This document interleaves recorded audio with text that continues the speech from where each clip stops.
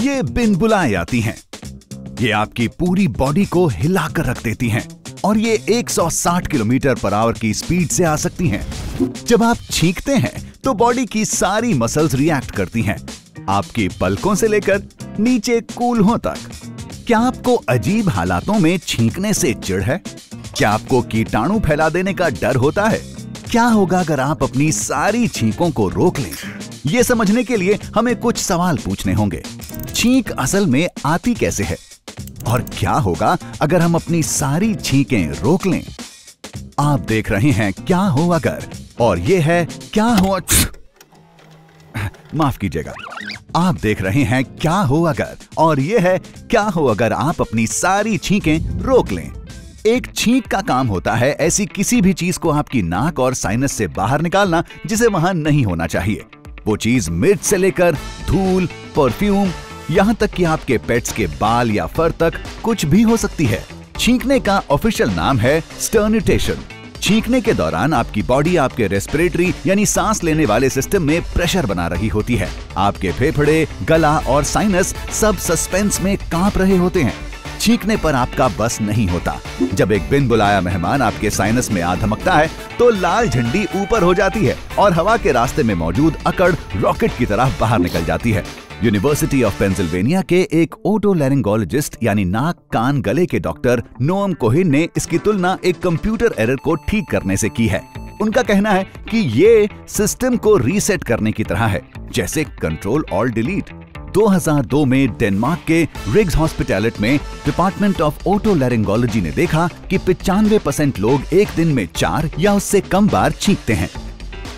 दुनिया भर में हम दिन में 7.8 अरब छींके ले रहे हो सकते हैं। तो क्या होगा अगर हम इन्हें रोकने की कोशिश करें?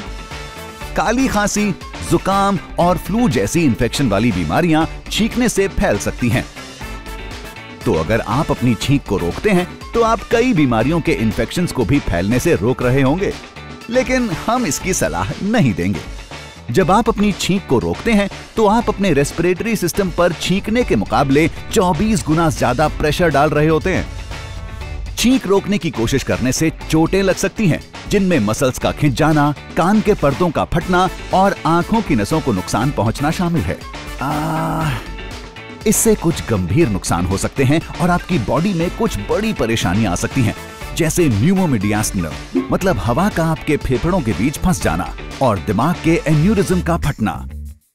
ऐसे भी केस सामने आए हैं जहां देखा गया है कि एक रोकी गई छींक की वजह से इन्फेक्टेड म्यूकस के कुछ टुकड़े यूस्टेशियन ट्यूब के जरिए कान के बीच वाले हिस्से में फंस गए और अपने साथ एक इन्फेक्शन भी ले गए। शायद आपको छींक को बाहर आ जाने देना चाहिए।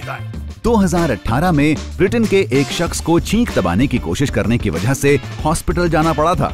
इस कोशिश की वजह से उसका गला फट गया था, साथ ही उसके फेरिंक्स मतलब नाक और खाने की नली को जोड़ने वाले हिस्से को भी नुकसान पहुंचा था। डॉक्टर्स ने पाया कि उस शख्स के फेफड़ों से निकली हवा उसके गहरे टिश्यू और सीने के मसल्स में फंस गई थी। वहां पहुंचने पर उस हवा के निकल पाने का कोई रास्ता नहीं था। वो बेचारा शख्स एक हफ्ते के लिए हॉस्पिटल में था और उसे दर्द और सूजन की वजह से खाने की नली और इंट्रावीनस एंटीबायोटिक्स तक की जरूरत पड़ी थी। अगर हम अपनी सारी छींकों को रोक कर रखते हैं तो ये खास मेडिकल कंडीशन एक आम चीज में बदल जाएगी। और अगर आप अपनी सारी छींकें रोकने लगें तो दुनिया कैसी नजर आएगी? फिर ब्लेस यू चर्च के बाहर और कहीं नहीं सुनने को मिलेगा। मिड सप्लाई करने वालों के बिजनेस में थोड़ी कमी आ जाएगी और डॉक्टर्स को सर्दी के वायरस वाले केसेस कम देखने को मिलेंगे। हालांकि उन्हें ऐसे कई मरीजों को देखना होगा जिनकी आंखें नसों के फटने की वजह से सुर्ख लाल होंगी। छींकना बहुत ही आसान सी चीज है, रोज का वो काम जो हर कोई करता है। ये बॉडी का एक फंक्शन है जिसे हम हल्के में लेते हैं। ये थोड़ा परेशान करने वाला हो सकता है, लेकिन अगर आप छींक को जबरन रोकते हैं तो जिंदगी कहीं ज्यादा पेचीदा हो जाएगी। एक छींक में 1 सेकंड के एक हिस्से जितना वक्त लगता है, उतना ही वक्त जितना आपको इसे रोकने की कोशिश करने की वजह से हॉस्पिटल पहुंचने में लगेगा। तो बेहतर है कि जो हो रहा है आप वो होने दें और नाक पोंछकर काम चला लें। छींक की बातें बहुत हो गई। क्या आपने कभी सोचा है कि क्या होगा अगर आप अपने दांतों को ब्रश करना बंद कर दें? जानने के लिए देखते रहें क्या हो अगर।